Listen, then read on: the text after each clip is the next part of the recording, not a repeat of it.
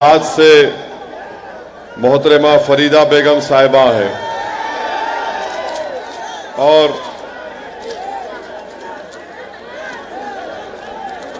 Ward number 11 से मोहतरमा अख्तर साहिबा, वार्ड नंबर 15 से जनाब हमारी बहन मोहतरमा पी नदीमा, वार्ड नंबर 16 से मोहतरमा जुगनू, वार्ड नंबर 26 से शेख रियाज साहब। तो जुमला 9 उम्मीदवार कैंडिडेट्स मजलिस इत्तेहादुल मुस्लिमीन के इस इलेक्शन में है। मैं आपसे ये गुजारिश करने आया हूं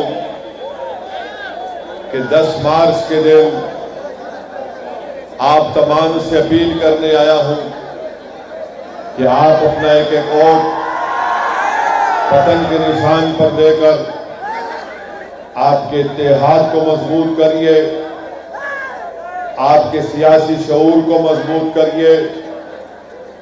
हिंदूपुर में आपकी वोट की अहमियत को अगर बढ़ाना है तो मेरी आपसे गुजारिश है कि आप 10 तारीख के दिन मजलिस इत्तेहादुल मुस्लिमीन के हक में अपने वोट का इस्तेमाल करें।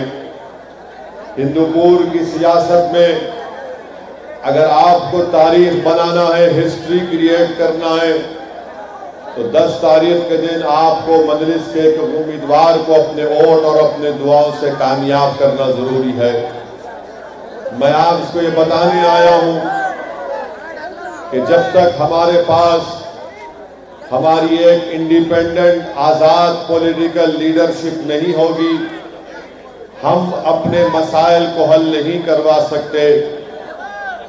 मैं आपको बड़ी जिम्मेदारी के साथ ये भी अर्ज कर रहा हूं, ये भी बता रहा हूं कि सारे मुल्क में बीजेपी और आरएसएस की ताकत में इजाफा हो रहा है। हिंदुत्व की ताकतें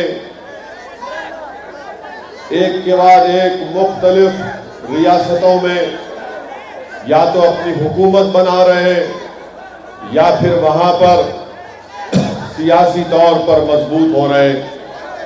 अगर आपको इस मुल्क के जमहूरी निजाम को पाक और साफ रखना है, अगर आप चाहते हैं कि भारत का ये पार्लिमानी निजाम जिसको हमारे बुजुर्गों ने शिराकतदारी का यानी पार्टिसिपेटिव या रिप्रेजेंटेटिव फॉर्म ऑफ डेमोक्रेसी को बरकरार रखना है, तो मेरी आपसे गुजारिश है कि आप MIM पार्टी को मजबूत करिए।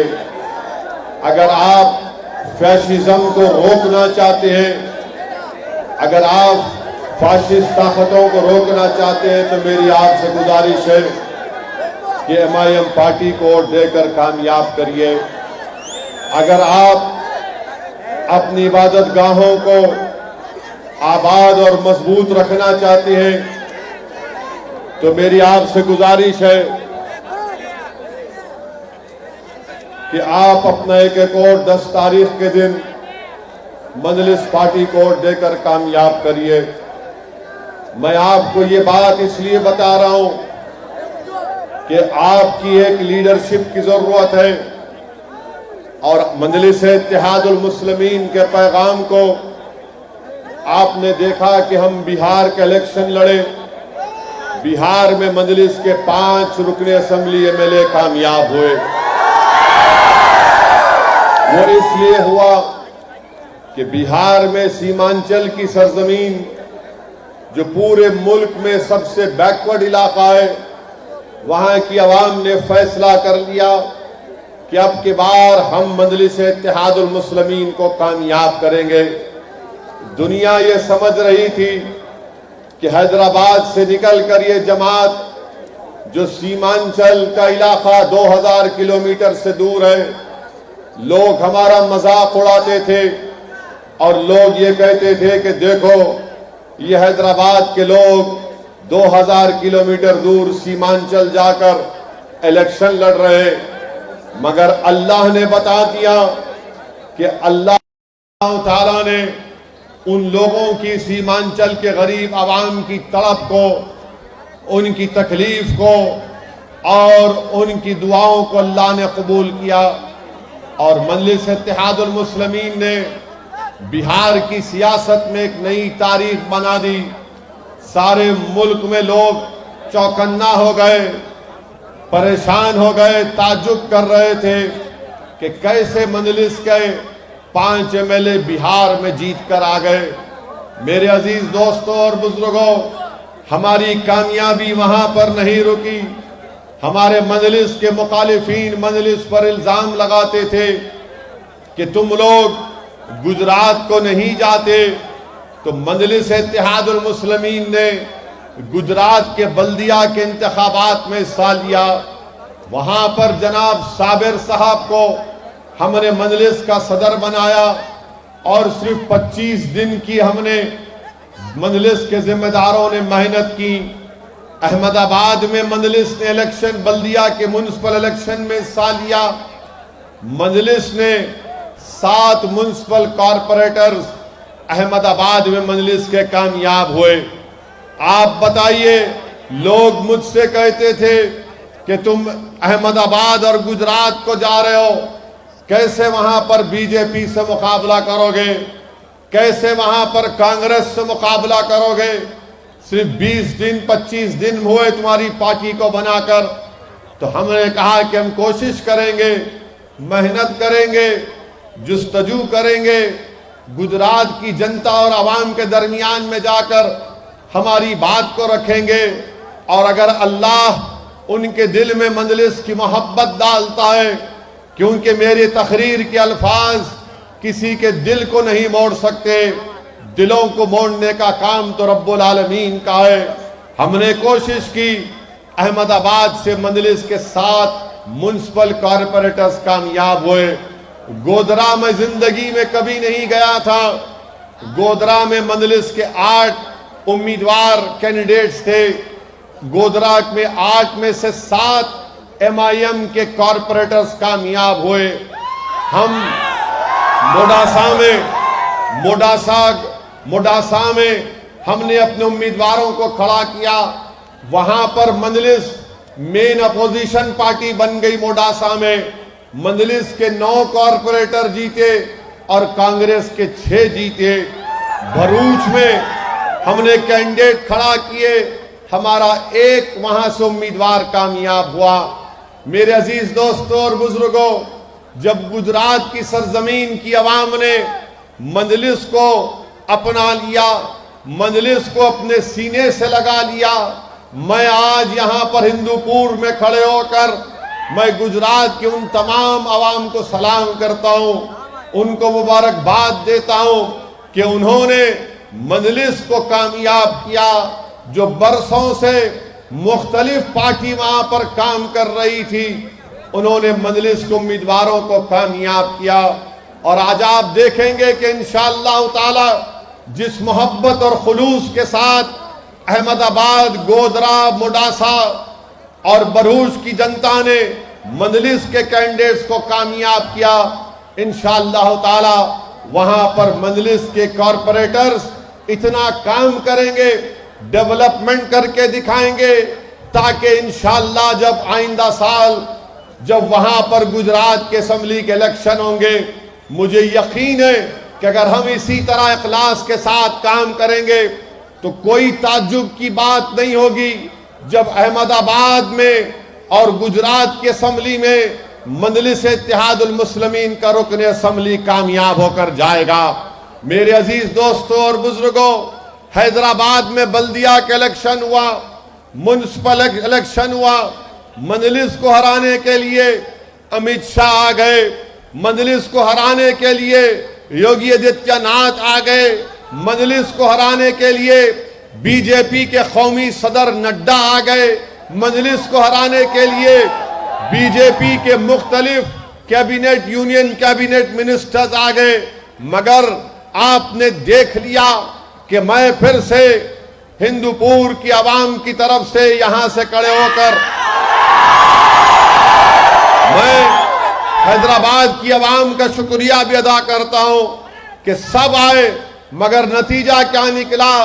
मजलिस को हरा नहीं सके। मजलिस के 44 अरकान बल्दिया कामयाब हो गए। मेरे अजीज दोस्तों और बुजुर्गों, ये इसलिए मुमकिन हुआ क्योंकि आपने वोट डाला, आपने वोट भी डाला और आपने दुआएं भी की। ये एक तब्दीली पूरे मुल्क में मुस्लिम अक़लियत में मैं देख रहा हूं। ये तब्दीली हमारे दलित भाइयों में आ रही है, जो इस बात को महसूस कर रहे हैं। आदिवासी लोग भी इस बात को महसूस कर रहे हैं कि गुजरात में हमने भारतीय ट्राइबल पार्टी से अलायंस किया, जिसके सदर 9 टर्म के एमएलए जनाब छोटू भाई वसावा साहब के साथ हमने अलायंस किया। मैं ये देख रहा हूं कि मुस्लिम अक़लियत हो, दलित हो, आदिवासी हो, वो अब तंग आ चुका है इन तमाम बड़ी बड़ी पार्टीज को वोट देकर। वो अपने आप से सवाल कर रहा है कि हम कब तक इनको वोट डालेंगे, हम कब तक खामोश बैठे रहेंगे, हम कब तक डर डर कर अपनी जिंदगी को गुजारेंगे। इसीलिए मैं आज आपके दरमियान में खड़े होकर ये बात बड़ी जिम्मेदारी के साथ अर्ज कर रहा हूं। और मुझे बड़ी खुशी भी हो रही है कि हिंदूपुर में जब मैं आप लोगों के हजारों के मजमे को देखता हूं तो मुझे पूरा यकीन है कि जिस तरह गुजरात में मजलिस के अरकान बल्दिया कामयाब हुए, इंशाअल्लाह ताला उसी तरह हिंदूपुर में भी मजलिस इत्तेहादुल मुस्लिमीन का परचम लहराएगा। और लहराना जरूरी है मेरे भाई। ये परचम को लहराना जरूरी इसलिए है क्योंकि जब तक आप हिंदूपुर में अपनी लीडरशिप को नहीं बनाएंगे, आपके मसाइल हल नहीं हो सकते। मैं हिंदूपुर की आवाम का, रायलसीमा की आवाम का, आंध्रा की आवाम का भी शुक्रिया अदा करता हूं कि जब 2019 के असेंबली और पार्लियामेंट के इलेक्शन हो रहे थे तो यकीनन एमआईएम पार्टी ने आपसे अपील की थी कि चंद्रुडू और मोडी को हराने के लिए हमने आपसे अपील की थी कि चंद्रुडू को और मोदी को हराने के लिए आप वाईएसआरसीपी का असेंबली और पार्लियामेंट के इलेक्शन में साथ दीजिए। मैं आपका शुक्रगुजार हूं कि आपने हमारी बात को कबूल किया और चंद्रुडू हार गए, मोदी भी हार गए। ये म्युनिसिपल इलेक्शन है। मैं म्युनिसिपल इलेक्शन में आपके दरमियान में आकर आपसे अपील कर रहा हूं कि अब के बार हिंदूपुर में मजलिस के 9 कैंडिडेट्स को आपको कामयाब करना है। अगर मजलिस के कैंडिडेट के सामने वाईएसआरसीपी भी होगी या टीडीपी होगी या बीजेपी होगी, आप तीनों को वोट नहीं देंगे, मगर सिर्फ और सिर्फ मजलिस के पतन के निशान पर बटन दबाकर अपनी पार्टी को कामयाब करेंगे। इसलिए कामयाब करेंगे आप क्योंकि आपको हिंदूपुर में अपनी लीडरशिप बनाना है। अगर हम अपनी लीडरशिप को बनाएंगे तो कल ये लोग बीजेपी और आरएसएस के झूठे प्रोपेगेंडे का मुकाबला करेंगे। अगर आज आप अपने हिंदूपुर में अपनी पार्टी के उम्मीदवारों को कामयाब करेंगे तो कल जो तूफान उठने वाला है, मेरी बात को याद रख लो आप। मैं डराने के लिए नहीं कह रहा हूं। कल जब तूफान आएगा तो तूफान से मुकाबला घर में छुपकर, घर के दरों दरवाजों को बंद कर तूफान का मुकाबला नहीं कर सकेंगे। ये कोई मौसमी तूफान नहीं होगा, बल्कि फिरका परस्ती का तूफान होगा। ये नफरत का तूफान आएगा आंध्रा में। उस तूफान का मुकाबला वही लोग कर सकते हैं जिनके पास हिम्मत होगी, जिनके पास हौसला होगा, जिनके पास जज्बा होगा, जिनके सीनों में एक धड़कता हुआ दिल होगा और जो सीना तान कर इन फिरका परस्त ताकतों से कहेंगे, जो सीना तान कर इन फिरका परस्त ताकतों से कहेंगे कि तुम्हारा तूफान दूसरी जगह जा सकता है, मगर हिंदूपुर की सरजमीन में हम इस फिरका परस्ती के तूफान को दाखिल होने नहीं देंगे। मेरे अजीज दोस्तों और बुजुर्गों, मैं आपको अपनी तारीख याद दिला रहा हूं। अरे याद रखो, ये जो तूफान आएगा आंध्र प्रदेश में, मगर तुम्हारी तारीख ये है कि तुम्हारा वजूद खुद एक तूफान था। तुम्हारा वजूद खुद एक तूफान था। तुम्हारा वजूद खुद दुनिया को एक रोशनी दिया। तुम्हारा और हमारा वजूद दुनिया को अंधेरों से निकाल कर एक नई राह दिया। इसीलिए मैं आपसे गुजारिश कर रहा हूं कि रात बड़ी लंबी होने वाली है, आप अपनी पार्टी को कामयाब करिए। ये दूसरे पार्टियां हैं, ये सिर्फ जबानी तौर पर बयान दे सकते हैं मगर कुछ कर नहीं सकते। आपसे अपील कर रहा हूं कि मेरी एक एक बात का आप पूरी गहराई और संजीदगी के साथ गौर करिए और उस पर अमल करिए। मैं आपसे अपील कर रहा हूं कि आप मजलिस को कामयाब करना जरूरी है। आंध्र प्रदेश में मजलिस को कामयाब करना जरूरी है, उत्तर प्रदेश में मजलिस को कामयाब करना है, पूरे मुल्क में। इसलिए कि जितने सेकुलर पार्टियां हैं, ये तमाम सेकुलर पार्टी अपने आप को सेकुलर कहते।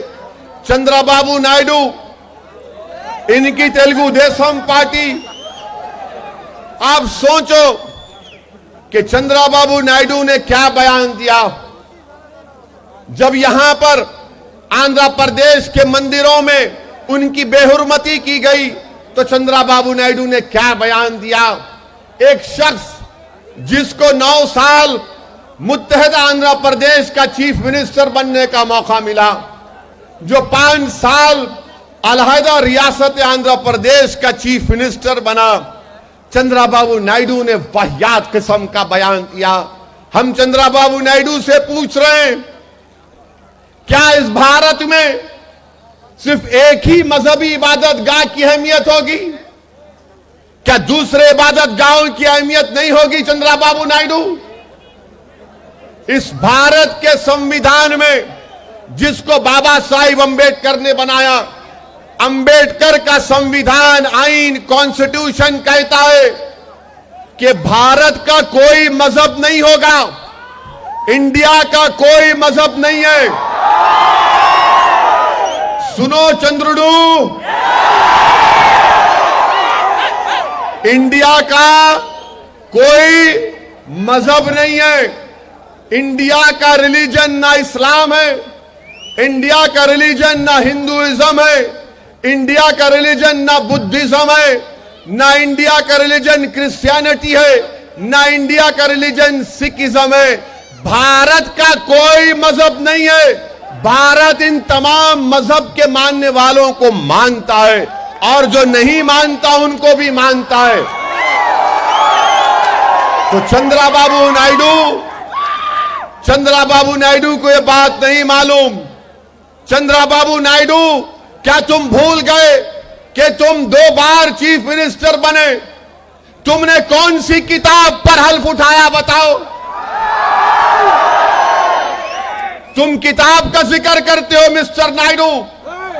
जब तुम चीफ मिनिस्टर बने अपने ससुरे को धोखा देके, एनटी रामाराव को धोखा देके, चंद्रबाबू नायडू कौन सी किताब पर ओत लिए थे बताओ? तुम ओत लिए थे भारत के संविधान पर, जिसको बाबा साहिब अंबेडकर ने बनाया था। तुम जब यहां पर 2014 से 19 तक आंध्रा के चीफ मिनिस्टर बने तो तुमने भारत के संविधान पर ओत लिया। मुझे यह बात कहना पड़ रहा है कि चंद्रबाबू नायडू ने जो बयान दिया, मुझे इस पर कोई हैरत नहीं है, मुझे उस पर कोई ताज्जुब नहीं है। मेरे भाई, अब बीजेपी के जो इंचार्ज हैं आंध्रा के, उनका नाम मैं जिक्र नहीं करना चाहता, मगर जो बीजेपी के इंचार्ज है आंध्र प्रदेश के, वो कहते हैं कि आंध्र प्रदेश क्रिश्चियनिटी में तब्दील हो जाएगा। अगर भारत में, आंध्र प्रदेश में अगर कोई मुसलमान होता है, कोई क्रिश्चियनिटी को एक्सेप्ट करता है, कोई हिंदुइज्म को एक्सेप्ट करता है, तो बताओ, अगर कोई इस्लाम और क्रिश्चियनिटी को एक्सेप्ट करता है तो क्या उससे भारत की सिटीजनशिप निकल जाएगी? अगर कोई मजहब तब्दील करता है, मगर डराना इनका मतलब है, नफरत पैदा करना चंद्रबाबू नायडू का मकसद था। यह बीजेपी के इंचार्ज का मकसद भी यही है कि नफरत पैदा करो। मेरे भाई, अब वाईएसआरसीपी की तरफ से सिर्फ बयान आ रहा है, स्टेटमेंट आ रहा है और मुझसे कहा जाता है। जब मैं यहां पर आ रहा था तो YSRCP के लोग मुझे फोन करके वो पूछते हैं, असदुद्दीन ओवैसी साहब, YSRCP के बड़े लोग, बहुत बड़े लोग हैं, उन्होंने हमको बोले, अरे साहब ये छोटा इलेक्शन है, आप इतने बड़े आदमी क्यों आ रहे हैं? फिर दूसरे एक साहब फोन करके बोले, ओवैसी साहब हिंदूपुर का माहौल अच्छा है, खराब मत करो आके। तो पहला उनका सवाल, उनका जो जुमला था कि छोटा इलेक्शन है, आप क्यों आ रहे, आप बड़े आदमी हैं। तो मैं YSRCP के जिम्मेदारों को बता रहा हूं, मैं बड़ा नहीं हूं, मैं बिल्कुल छोटा आदमी हूं। और अगर कोई बड़ा है तो अल्लाह की जात सबसे बड़ी है और सब उसके नीचे है, कोई बड़ा नहीं है।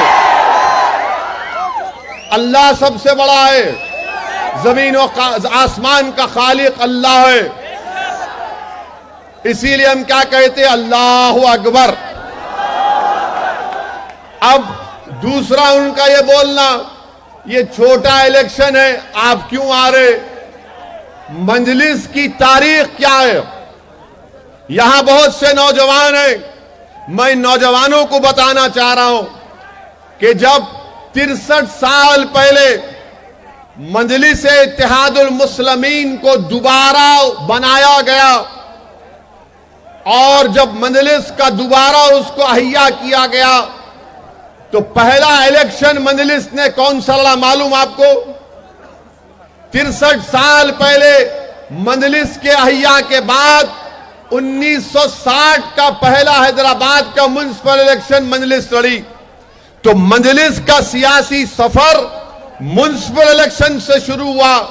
1960 का पहला म्युनिसिपल इलेक्शन मजलिस लड़ी। सलाहुद्दीन ओवैसी रहमतुल्लाह अलैह रुकने बल्दिया बने।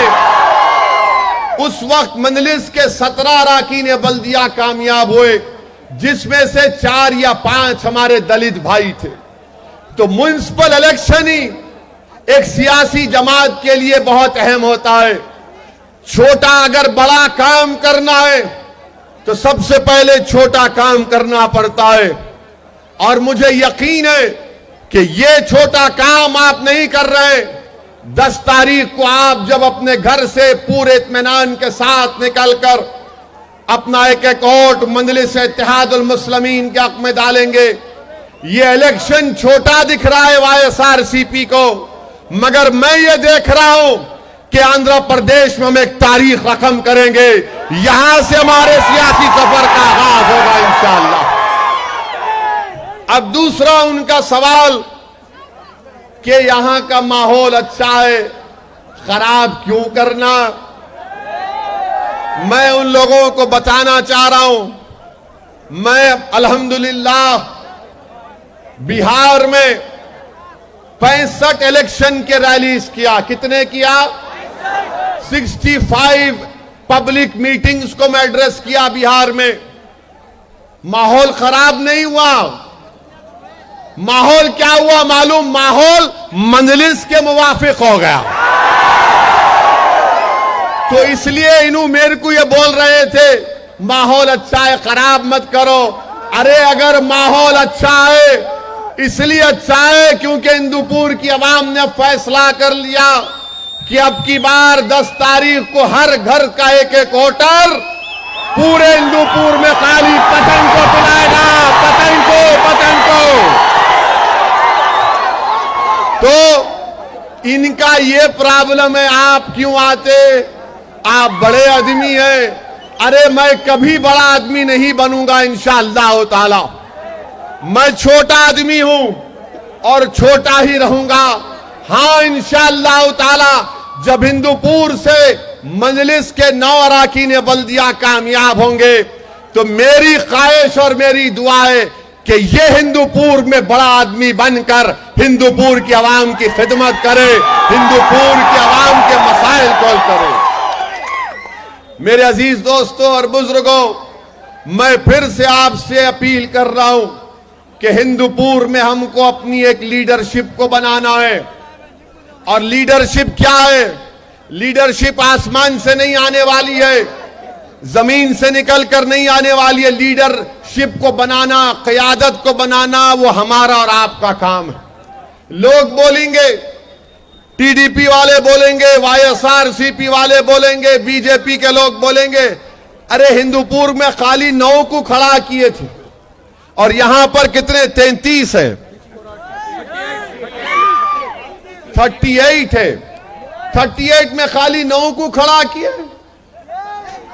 अगर हम कोई बोलेंगे, बोल रहे अभी से, अरे क्या होता है 9 को खड़ा किए, 38 में 9 को क्या फायदा इनको वोट देके, ये बोल रहे ना, तो उनका जवाब आप क्या बोलेंगे? उनका जवाब आप ये बोलेंगे, अगर 38 में 9 खड़ा करे तो तेरे पेट में दर्द क्यों हो रहा? अगर 38 में 9 को खड़ा करे तो तुम्हारी रातों की नींद हराम क्यों हो रही? अगर 38 में 9 को खड़ा करे तो मौलाना के घर पर पुलिस ने छापा क्यों मारा? अगर 38 में 9 खड़ा करे तो परमिशन आज क्यों दिए, कल देना था?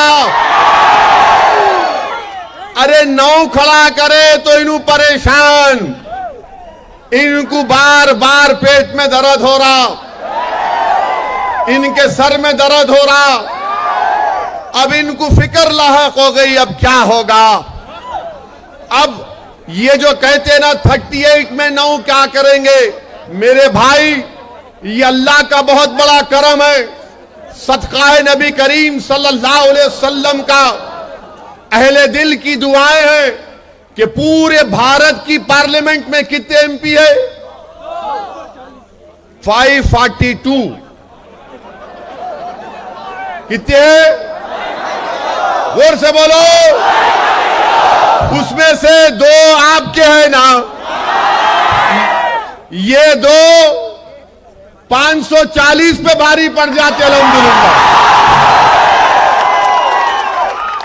तो 9 के 9 जीतेंगे तो बाकी सब पे भारी पड़ जाएंगे इंशाअल्लाह ताला।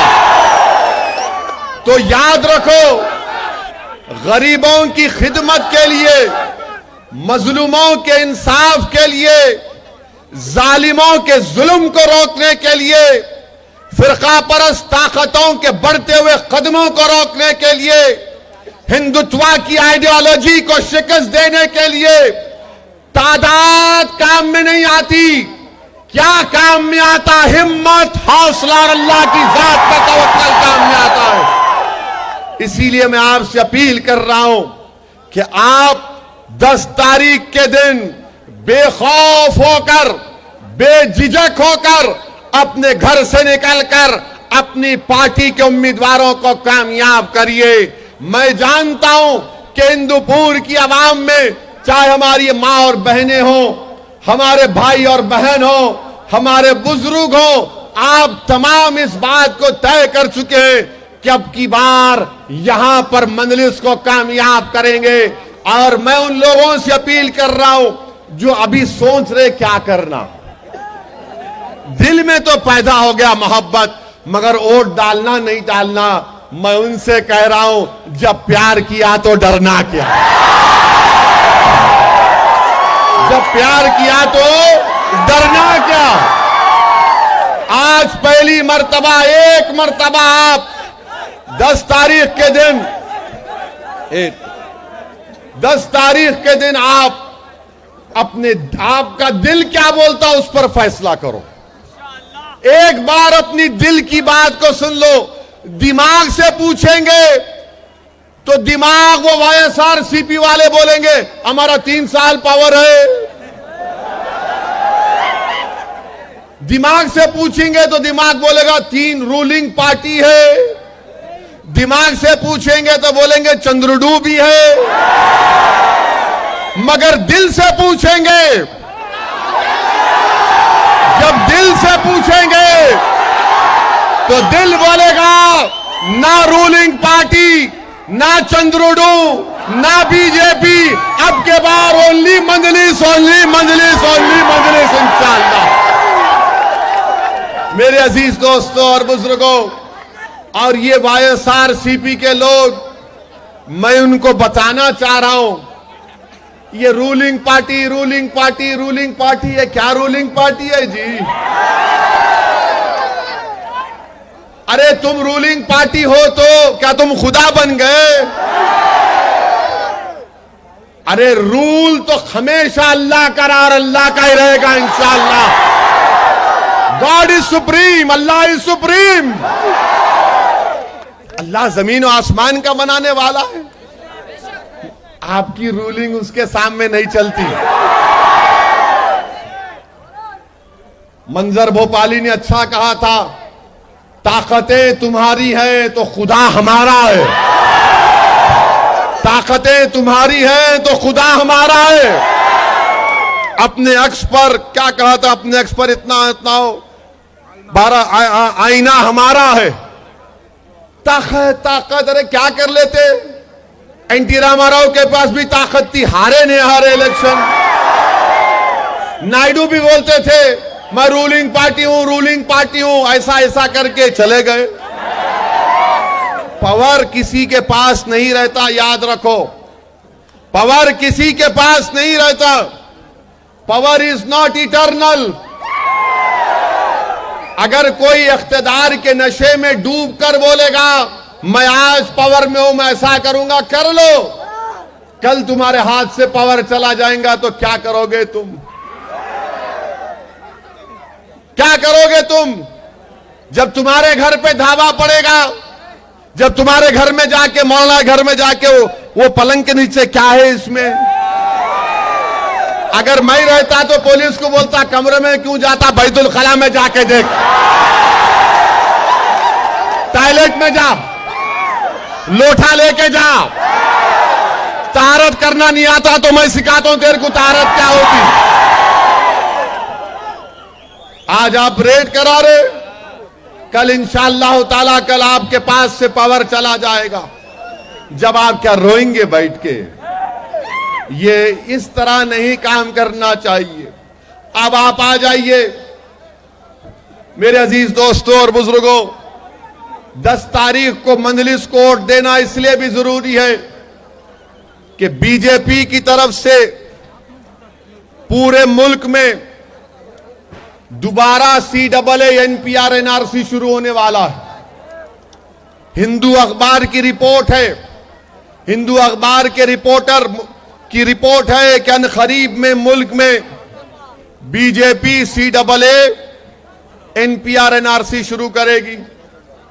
आप पार्लियामेंट तो देखते ना, पार्लियामेंट में कौन थे जिसने मोदी की हुकूमत के सामने, मोदी के 300 MPs के सामने अगर किसी ने CAA एक्ट को ये कहकर पार दिया है कि संविधान के खिलाफ है, मजलिस इत्तेहाद मुस्लिमीन है। क्या करे वाईएसआरसीपी वाले, क्या करे कांग्रेस पार्टी वाले, क्या करे TDP वाले?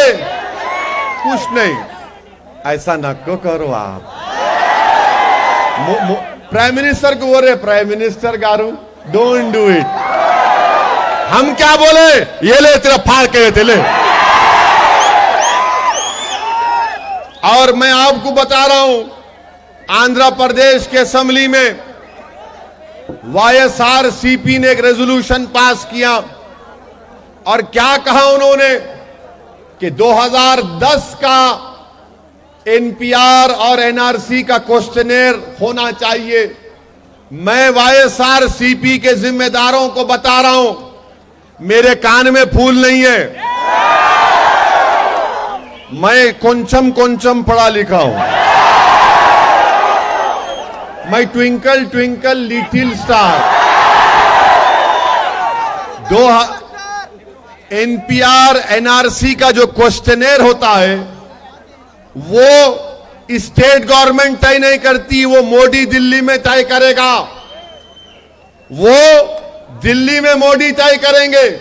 इसीलिए हम वाईएसआरसीपी के और यहां के चीफ मिनिस्टर से ये डिमांड करते हैं कि आप एक कैटेगोरिकल एश्योरेंस दे दो कि आंध्र प्रदेश में एनपीआर एनआरसी एक्सरसाइज नहीं होगा, नहीं होगा। आपको नहीं चाहिए ना, आपको नहीं चाहिए ना, तो मेरे साथ जोर से कहो कि नो एनपीआर नो एनआरसी, जोर से कहो नो एनपीआर नो एनआरसी। अब हम उम्मीद करते हैं वाईएसआरसीपी वाले सुन रहे होंगे। मेरे को बताया गया कि कहीं छुप के घर में बैठ के सुन रहे मेरी तकरीर को। सुनो, कान का मैल साफ हो जाएगा, दिल के जाले, दिमाग के जाले साफ हो जाएंगे, तुम में भी कोई हिम्मत पैदा हो जाएगी। ये बात मैं आपको बताने के लिए कहना चाह रहा था। लोग बोलते मजलिस क्या करी, मजलिस के 7 एमएलए तेलंगाना में थे। हम तेलंगाना के असेंबली में रेजोल्यूशन पास करके बोले कि तेलंगाना में नो एनपीआर नो एनआरसी होगा ही नहीं इंशाअल्लाह ताला। यहां पर वाईएसआरसीपी वाले होशियारी करके बोले 2010 NPR NRC is all right. मेरे भाई, आपके अख्तियार में नहीं है वो अमित शाह और नरेंद्र मोदी डिसाइड करेंगे कौन सा क्वेश्चनर होना, कौन सा क्वेश्चनर बनाएंगे, और होगा तो आपको फॉलो करना पड़ेगा। अगर स्टेट गवर्नमेंट बोल देगी कि नो एनपीआर नो एनआरसी, किस्सा खत्म। मगर बोलेंगे नहीं मालूम, मेरे को बोलते हैं या नहीं बोलते नहीं मालूम, मगर हम तो बोल दिए। इसलिए हिंदूपुर में जब 10 तारीख को वोट डालने जाएंगे, 10 तारीख को वोट डालने जाएंगे तो दिमाग में बात रख के जाओ, अगर एनपीआर एनआरसी बनेगा तो हिंदूपुर की म्युनिसिपैलिटी में लिस्ट बनेगी। उस लिस्ट के खिलाफ कौन आवाज उठाएगा? मजलिस के रुकने बल्दिया उठाएंगे इंशाअल्लाह ताला। एनपीआर एनआरसी को आंध्रा में रोकना है तो जहां जहां मजलिस के उम्मीदवार खड़े उनको कामयाब करो। हम किसी भी बल्दिया में अगर वाईएसआरसीपी नरेंद्र मोदी अमित शाह के दबाव में आकर एनपीआर एनआरसी करेगी तो उस लिस्ट को बल्दिया के ऑफिस में जाकर फाड़ देंगे इंशाअल्लाह ताला। मेरे अजीज दोस्तों और बुजुर्गों, ये आपको काम करना है। 10 तारीख को अपना एक एक वोट मजलिस के निशान पर वोट देना है। तीसरी बात यह कि पूरे मुल्क में बीजेपी नरेंद्र मोदी पूरे कीमतों में इजाफा कर दिए, प्राइस राइज हो गया। अब हिंदूपुर में आप अपनी मोटरसाइकिल में पेट्रोल डलाने गए, जाते ना, पेट्रोल स्टेशन जाते, तो जैसा पेट्रोल स्टेशन जाते वहां एक फोटो लगी हुई है। आप किसकी फोटो लगी है? मोदी की। भाइयों बहनों आओ, 100 रुपए का पेट्रोल डला दो, 100 रुपये डलाओ, मेरा 35 रुपये सेंट्रल गवर्नमेंट को आते। आप बताइए, गरीबों पे जुल्म, ट्रांसपोर्ट सेक्टर में बेरोजगार नौजवान ड्राइवरी करते, ट्रक्स चलाते, लॉरी चलाते, टैक्सी चलाते, ऑटो चलाते, सौ हजारों की तादाद में वो बच्चों को नौकरियां नहीं मिल रही। जब से पेट्रोल डीजल बढ़ गया उनके पास नौकरी नहीं है। मगर नरेंद्र मोदी की सरकार क्या बोल रही? लव जिहाद, कोरोना जिहाद, बैगन का वो ये। अरे डीजल पेट्रोल की कीमत कम करो तो इन्हों लव जिहाद की बात कर रहे। ये समझ में नहीं आया, मोहब्बत में जिहाद कहां से आ गया प्यारे? मोहब्बत में जिहाद कहां से आ गया? अंग्रेजी में क्या बोलते? लव इज ब्लाइंड, मोहब्बत अंधी होती।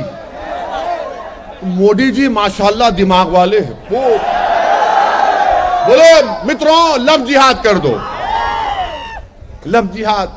अब अगर किसी को उत्तर प्रदेश में उत्तराखंड में, हरियाणा में अगर अपना मजहब तब्दील करना है तो उसको कलेक्टर को जाके लेटर लिख के देना पड़ता। उन्हें 1 महीने का टाइम लेंगे, 1 महीने का टाइम लेके उन्हें देखेंगे, कहते कलेक्टर कि कहीं इस पे कोई दबाव तो नहीं डाल रहा, कहीं उसको कुछ वो तो नहीं कर रहा। अरे आप कौन होते भाई मेरे को पूछने वाले? उन्हें अगर बालिग हो गया, अडल्ट हो गया, शादी कर सकते ना, मगर मोदी जी बोल रहे नहीं नहीं, शादी भी करना है तो मेरे से पूछ के करना। आप क्यों आ रहे भाई? हम उर्दू में क्या बोलते, क्या करेगा काजी जब मियां बीवी राजी। इन्हों ऐसा कानून क्या, क्यों कानून बना रहे? मुसलमानों से नफरत पैदा करो, मुसलमानों से नफरत पैदा करो। अच्छा, आज से 1 साल पहले 18 या 19 मार्च को लॉकडाउन हो गया था। लॉकडाउन हुआ था ना, याद है या भूल गए पूरे? मोदी जी क्या करे, टीवी पे रात में 8 बजे आगे बोले भाइयों बहनों मित्रों, अब आज रात से लॉकडाउन हो जाएगा। कितना टाइम दिए? 4 घंटे का। उसके बाद लॉकडाउन में क्या हुआ? करोड़ों लोगों की नौकरियां चले गई। कितने लोगों की नौकरी गई? करोड़ों लोगों की नौकरी चले गई। और खास तौर से वो लोग जो रोज मेहनत करके अपना पेट पालते थे, उनकी नौकरी चले गई। लाखों की तादाद में लेबरर्स जो मुंबई से, पूना से, हैदराबाद से, मुल्क के बड़े बड़े दिल्ली से बिहार को, कलकत्ता को जा रहे थे, यूपी को जा रहे थे, झारखंड को जा रहे थे। मोदी जी परेशान हो गए तो क्या किया उन्होंने? तवज्जो हटाने के लिए क्या किया? बोला कि ये मुसलमानों की वजह से कोरोना भारत में आया। कैसा आया? कोरोना जिहाद। और कहा ये तबलीगी जमात के लोग जिम्मेदार, ये तबलीगी जमात के लोगों की वजह से कोरोना आया। जबकि मुल्क में, भारत में सबसे पहला अगर कोई कोरोना का पेशेंट मिला, मालूम कहां मिला आपको? केरला में मिला।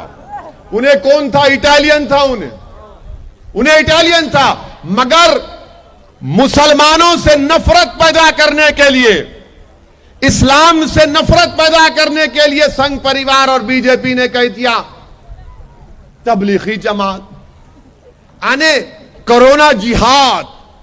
आप बताइए, वाकई में तारीफ करना ये आरएसएस बीजेपी वालों की, क्या दिमाग है भाई, ओ परफेक्ट दिमाग। कोरोना को भी इन्हों कलमा पढ़ा दिए। बोले तो कलमा पढ़ ले, कोरोना को बोले पढ़ ले अशहदु अल्ला इलाहा इल्लल्लाह व अशहदु अन्ना मुहम्मद रसूलुल्लाह। क्या बीमारी का कोई मजहब होता? कोई मजहब होता बीमारी का? बताइए आप। मगर मकसद क्या था कि अपनी नाकामियों की तवज्जो हटा दो और मुसलमानों पे डाल दो। तबलीगी जमात के लोगों को पकड़ा पकड़ी शुरू हो गई। अच्छा, फिर ये पकड़ा पकड़ी का असर यह भी हुआ कि वाईएसआरसीपी का डिप्टी चीफ मिनिस्टर, क्या नाम है उसका? नारायण स्वामी। भूल गए? अरे कैसा भूल जाते भाई आप लोग? नहीं भूलना मेरे भाई, याद रखना। देखो नौजवानों, याद रखो इन तमाम बातों को। वाईएसआरसीपी का डिप्टी चीफ मिनिस्टर नारायण स्वामी है नहीं है? उन्होंने क्या स्टेटमेंट दिए थे? क्या बोले थे? ये मुसलमाना गंदे हैं, साफ सुथरा नहीं रहते, खाना अच्छा नहीं खाते, इसलिए कोरोना इनसे पहला। अरे नारायण स्वामी साहब, आप आ जाओ, मैं बताता हूं कितना हम साफ सुथरा रहते। हम एक पेशाब का खतरा हमारे जिस्म पर गिर गया तो उसको साफ करते, अल्लाह की इबादत करना हमको। मगर ये नारायण स्वामी बोल दिए और आप लोग खामोश बैठ गए। कौन नारायण स्वामी के खिलाफ आवाज उठाया? मैं हैदराबाद में बैठा था, मीडिया के लोग वापिस आए, मेरे से पूछे, मैं बोला खबरदार, अगर हमारे पोंगली उठाएंगे ठीक नहीं है, याद रखो। क्या एक्शन लिए वाईएसआरसीपी के लोग?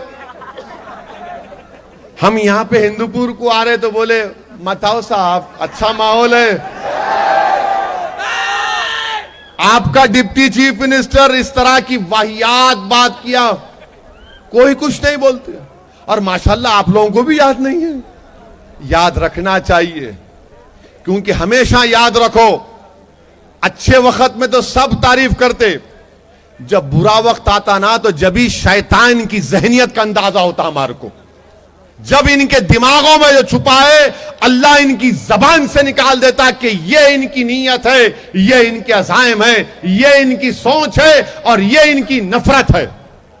मेरे अजीज दोस्तों और बुजुर्गों, तबलीगी जमात के लोगों पर जुल्म एक के बाद एक पकड़ कर डालते गए, नहीं इनका करे उनका रे।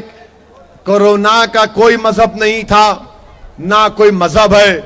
अगर अमेरिका में फैल गया, 5 लाख लोग अमेरिका में मर गए अब तक, कौन फैलाया वहां पे? इटली में, जर्मनी में, इंग्लैंड में अभी भी चल रहा है, बर्तानिया में। मगर हमारा एक ही मुल्क है जहां पर मुसलमानों को, इस्लाम को बदनाम करने के लिए साजिश रची गई। मगर अल्लाह का लाख लाख करम है कि अल्लाह सुब्हाना व तआला ने इनकी साजिश में इनको नाकाम कर दिया। इनकी झूठ इनके मुंह पर पड़ गई। पूरे कोर्ट में केसेस चले और कोर्ट में केस गया तो एक के बाद एक कोर्ट बोल रहा कि तुमने गलत किया, इनका कोई रोल नहीं है, छोड़ो इनको। पूरे केसेस खत्म हो गए अल्हम्दुलिल्लाह। मेरे अजीज दोस्तों और बुजुर्गों, मेरी आपसे इल्तिजा है कि आप समझिए इन तमाम चीजों को। हो सकता कि आपको मेरी बहुत सी बातें शायद समझ में नहीं आ रही होगी कि आखिर क्या हो गया असदुद्दीन ओवैसी को, क्या जो YSRCP के बारे में भी कह रहे हैं। मेरे भाई, जो सच्चाई है ना उसको बयान करना जरूरी है, जो हकीकत है उसको बयान करना जरूरी है, और डरने और घबराने की जरूरत नहीं है। आपको अपनी पार्टी को कामयाब करना है और 10 तारीख के दिन अपना एक एक वोट पतंग के निशान पर लगाना है। और डरने और घबराने की इसलिए भी जरूरत नहीं है कि ये जो लोग पावर में है, रूलिंग पार्टी, मेरे भाई आप देखो, इख्तिदार फिरौन के भी पास था, इख्तिदार नमरूद के पास भी था, इख्तिदार यजीद के पास भी था, इख्तिदार मुगलों के पास भी था, इख्तिदार बहुत से बादशाहों के पास था, इख्तिदार इस मुल्क और इस रियासत के कई लोग प्राइम मिनिस्टर और चीफ मिनिस्टर बन गए। मगर इख्तिदार वक्तिया होता है, टेम्पररी होता है, टेम्पररी होता है। जो लोग गरीबों से सही इज्जत करते, इंसाफ करते, नफरत नहीं करते, अल्लाह उनको बार बार कामयाब करते रहता है। मगर जो लोग नफरत की राजनीति कर रहे हैं, इंशाअल्लाह ताला खुदरत उनको हराएगी, खुदरत उनको हराएगी।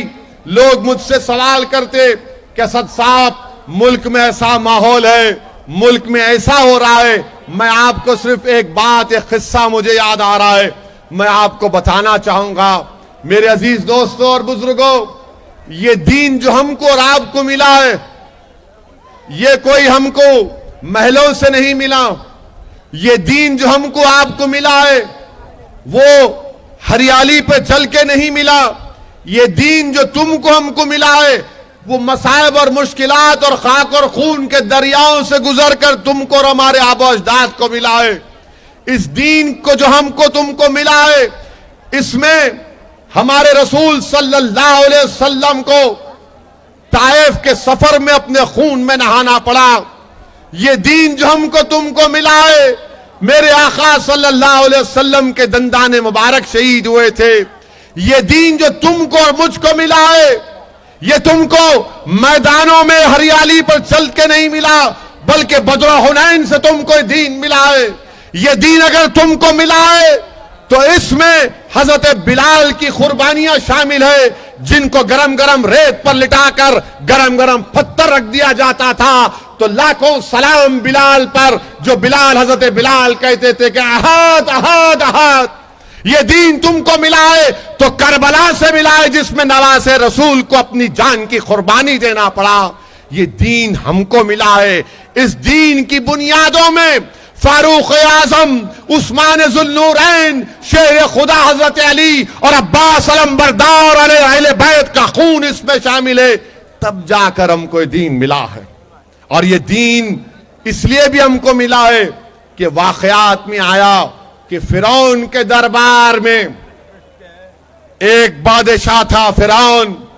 उसके दरबार में उसकी बेटी के पास एक काम करने वाली औरत थी, जिसको उर्दू में बोलते बांदी थी। वो बेचारी गरीब फिरौन के बेटी के बालों को सजा रही थी। उसके हाथ से कंघी गिर गई तो उस गरीब बच्ची ने अपनी झुककर कंघी उठाकर कहा कि आमन तो बेरब्बे मूसा व हारून, मेरा रब वो है जो मूसा और हारून का रब है। तो फिरौन की बेटी ने कहा कि तू महल में रहती, महल का खाना खाती, महल के फायदे उठाती, और तू मेरे बाप को खुदा नहीं मानती। तो उस गरीब बच्ची ने कहा कि नहीं, मेरा खुदा वो है जो महलों को बनाया, मेरा खुदा वो है जो जमीन और आसमान को बनाया। ये फिरौन की बेटी जाकर अपने बाप से शिकायत की कि ये काम करने वाली है जिसको पूरा बेनिफिट मिलता, गवर्नमेंट से पेंशन मिलता, गवर्नमेंट से ये स्कीम में पैसे मिलते, मगर वो तुझको खुदा नहीं मानती है। तो फिरौन ने भरे दरबार में उस बच्ची को बुलाया और कहा कि क्या तू मुझे खुदा नहीं मानती? तो उस बच्ची ने कहा नहीं, तू मेरा खुदा नहीं है, मेरा खुदा वो है जो मूसा और हारून का है। उस फिरौन बादशाह को गुस्सा आया। उसने कहा देख, मान ले वरना मैं तुझे तकलीफ पहुंचाऊंगा, तेरे स्कीम को बंद कर दूंगा। उस बच्ची ने कहा मैं गरीब हूं मगर मेरा खुदा वो है जो मूसा और हारून का है। फिरौन ने कहा कि इसके हाथों में कीले मार दो, और कीले मारकर पूछा बता तेरा रब कौन है? उसने कहा अमन तो बेरब्बे मूसा और हारून। फिरौन ने कहा उसके पैरों में कीले मार दो। उस बच्ची ने कहा कि मैं तुझे अपना रब नहीं मानूंगी। फिर फिरौन ने उस गरीब औरत की मासूम उसकी औलाद को, शीरखार बच्ची को लाया और बोला देख, मैं तेरी बच्ची का गला काट दूंगा, मान ले मुझे अपना खुदा।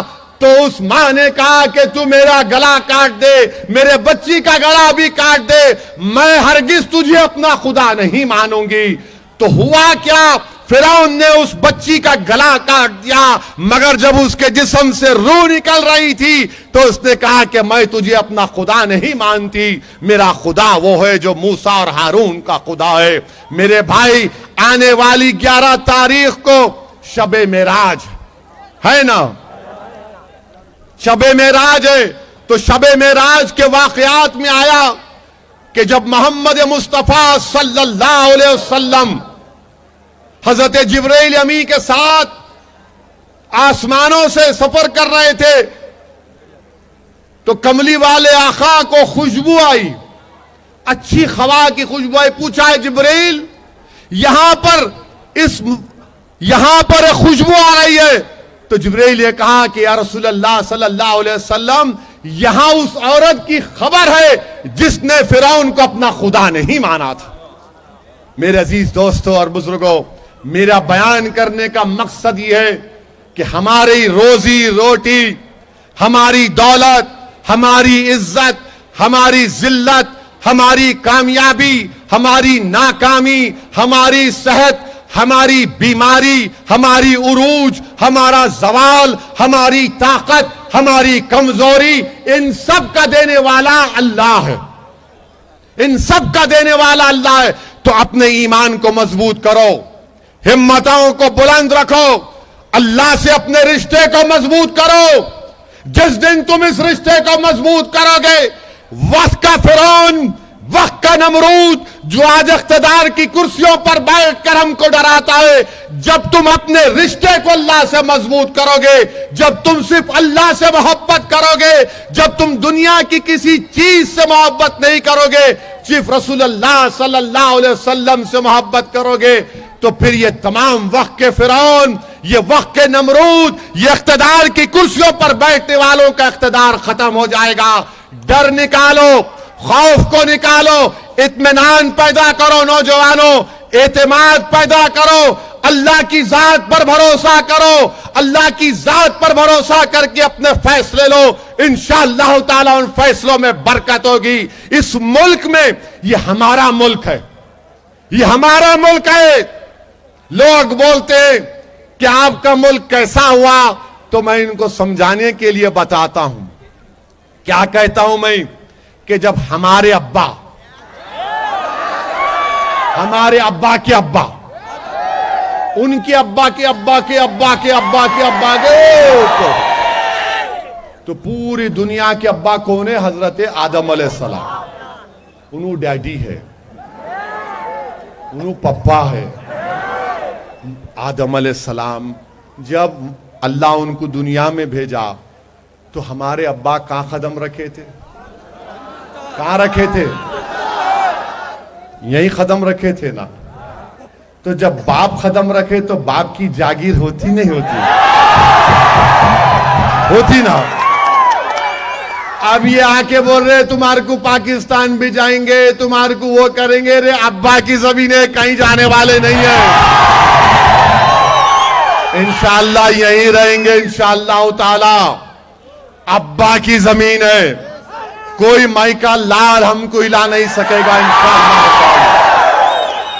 और हकीकत ये, एक और हकीकत भी है कि जब अंग्रेज हुकूमत कर रहे थे और अंग्रेजों के खिलाफ आज हमारे मदरसों को गाली दी जाती है, हमारे मदरसों के उलमाओं को कहा जाता है कि ये इनकी वजह से कोरोना फैला। अरे जालिमो, तुमसे बड़ा जालिम कोई नहीं है, तुमसे बड़ा कोई झूठा नहीं है।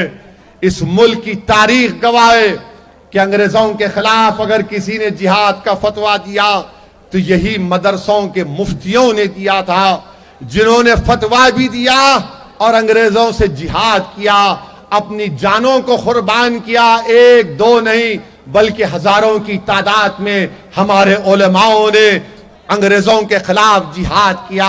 आज तुम हमसे पूछते हो कि कागज दिखाना पड़ेगा?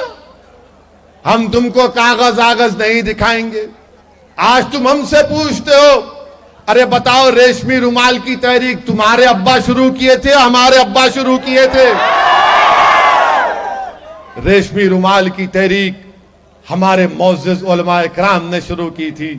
माल्टा की जेल में उनको जेल में डाल दिया गया। मालूम माल्टा कहां है आपको? कहां है माल्टा मालूम? कोई जरूरत नहीं, अंधेरा आन दो, अपन खुद नूर है अल्हम्दुलिल्लाह। अपना वजूद, हमारा वजूद खुद एक रोशनी है इंशाअल्लाह ताला। नूर तो रसूलुल्लाह सल्लल्लाहु अलैहि वसल्लम का है। हमारा वजूद इंशाअल्लाह ताला इस दुनिया के अंधेरों को चीरता आया और चीरता रहेगा। आपको मालूम माल्टा कहां है? माल्टा कहां है मालूम आपको? माल्टा यूरोप में है। आप सोचो कि भारत से किसी को ले जाकर माल्टा में, यूरोप में रखना। मेरे भाई, हमारे बुजुर्ग माल्टा भी चले गए। अल्लामा फजले खैराबादी को काला पानी की सजा दी गई। अंडमान, वहां पर आपके अंडमान निकोबार में वहां पर काला पानी, वहां पर रखा गया। उनसे कहा गया कि आपको फांसी पे चढ़ा दिया जाएगा। तो अल्लामा फजले खैराबादी ने कहा कि हक तो यह है कि हक अदा ना हो सका। मेरे भाई, इस मुल्क में हमको अपने बुजुर्गों के जानशीन बन के रहना है, हमारे बुजुर्गों के सक्सेसर बन के रहना है।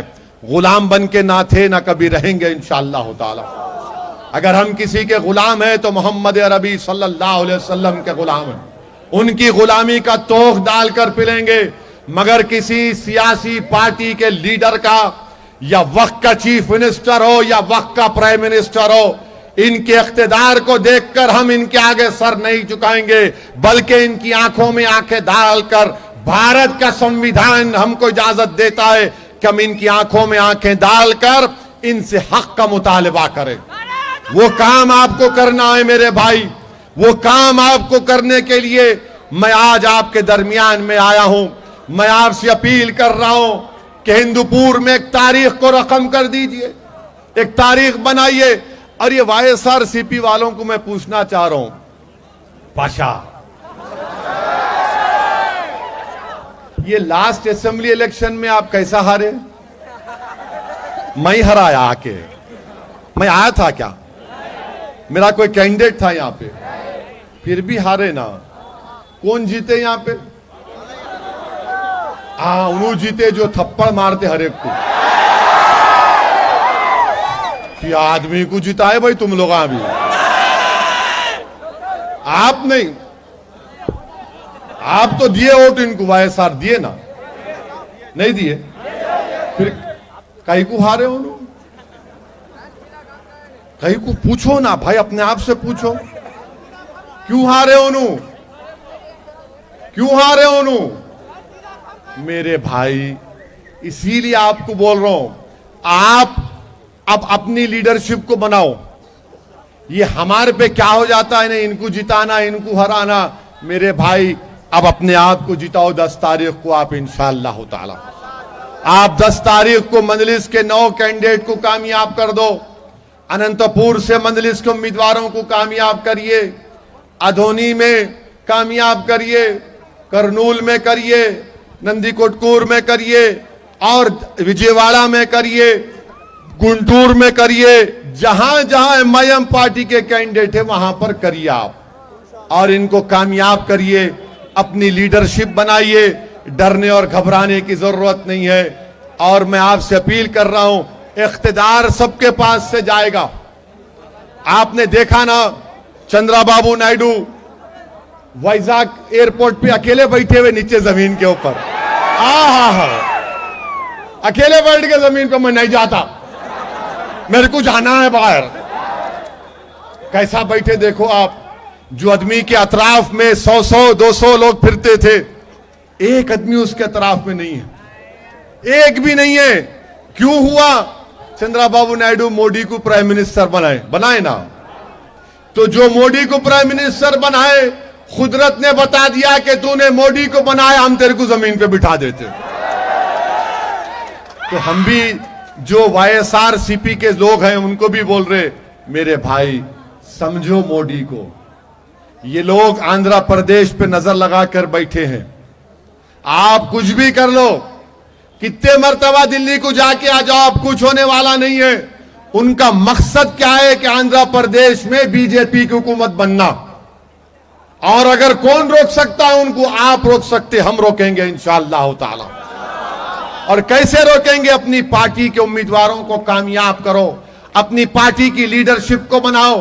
याद रखो, आप बीजेपी से मुकाबला आइडियोलॉजी की बुनियाद पर होगा, हौसले की बुनियाद पर होगा, अज़म की बुनियाद पर होगा, कुर्बानियों की बुनियाद पर होगा। बेखौफ होकर मुकाबला करना पड़ेगा। जो हमारा संविधान हमको इजाजत देता है कि बगैर तशद्दुद के ये तमाम चीजें आपको करना है। मेरी आपसे गुजारिश है कि 10 तारीख के दिन अपना एक वोट पतंग के निशान पर लगाइए। और मैं आपसे एक बात पूछकर अपनी बात को खत्म करना चाहूंगा, क्या आप तमाम 10 तारीख के दिन मजलिस को वोट देंगे? पतंग के निशान पे वोट लगाएंगे? क्या भाई साहब, पतंग के निशान पर आप लोग भी देंगे वोट? तो फिर आप तमाम से मेरी गुजारिश है